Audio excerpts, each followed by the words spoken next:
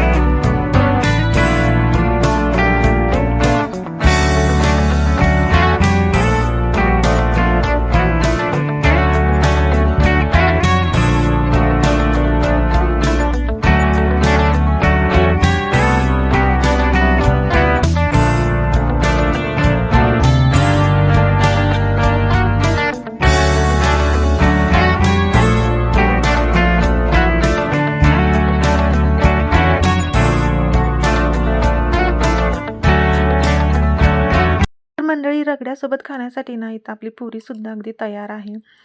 तर तुम्ही याला पुरी किंवा पापडीसुद्धा म्हणू शकता. रगडा आणि पापडीसुद्धा तयार आहे. तर चटणी नसेल तर या रगडा चाटला काही मजा नाही. तर आता आपण ना यासोबत खाण्यासाठी ग्रीन चटणी बनवणार आहोत. चला तर मग पाहूया त्याची रेसिपी.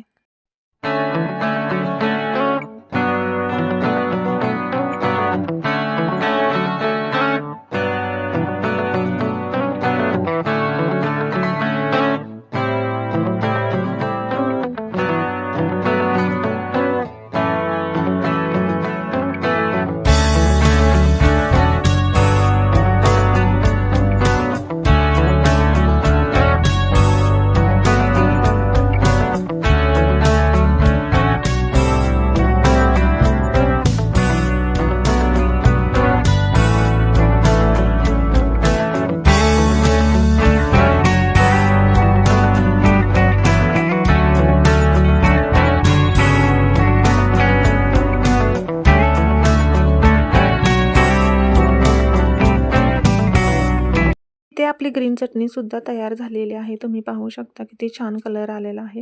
आणि आपण जे इथे वाटाणे शिजत घातले होते ते सुद्धा इथे तयार झालेले आहेत. अगदी रेडी आहे. परफेक्ट असे शिजलेले आहे. तुम्ही पाहू शकता आपल्याला हवे होते त्या प्रकारे छानपैकी असे शिजलेले आहेत. तर आता आपण याला फोडणी देणार आहोत. चला तर मग पाहूयात. तर ना मी ते कढई घेतलेली आहे. आपण ज्या कढईमध्ये पुरी तळली होती त्याच कढईमध्ये मी ते तेल घेतलेलं आहे आणि तेल छान गरम झाल्यानंतर त्यामध्ये घातलेलं आहे 1 तमालपत्र, अर्धा चमचा जे आहे छोटा अर्धा चमचा ते जिरे घातलेले आहेत. जिरे छान भाजल्यानंतर त्यामध्ये घातलेलं आहे हिंग. हिंग अगदी चिमूटभर घातलेला आहे आणि छानपैकी याला परतवून घेतलेला आहे.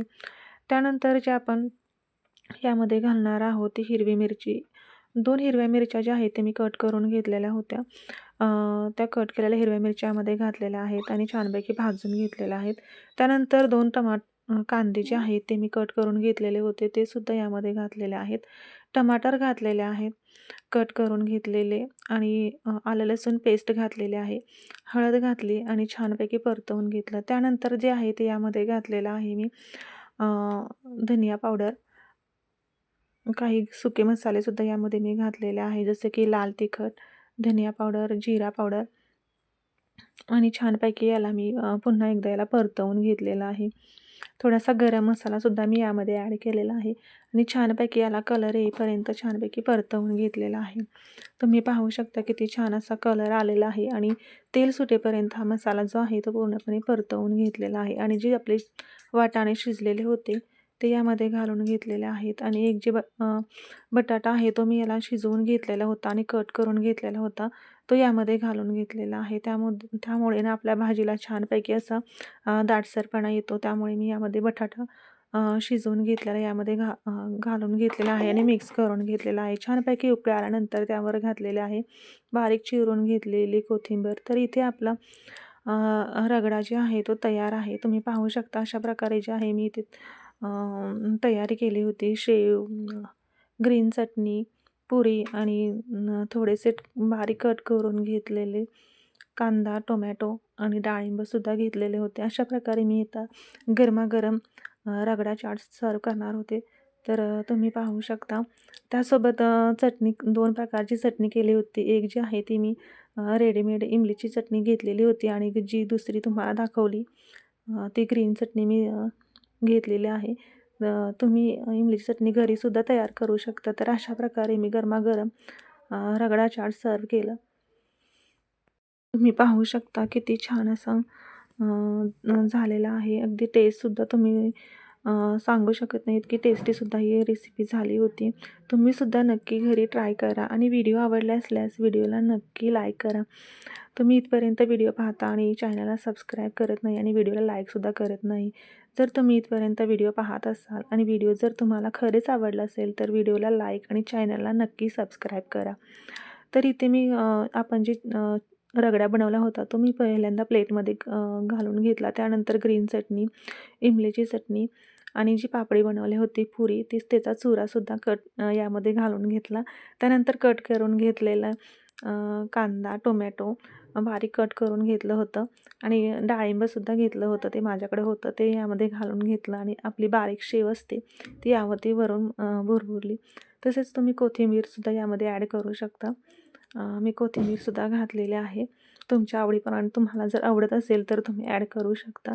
नंतर आवडीप्रमाणे तुम्ही चटणी किंवा तिखट चटणी यामध्ये ॲड करू शकता. थोडीशी लाल पावडर किंवा चाट मसालासुद्धा ॲड करू शकता, लाल चटणी पावडर. तर अशा प्रकारे मी गरमागरम जे आहे ते रगडा चाट सर्व केलेला आहे. किती छान दिसत आहे.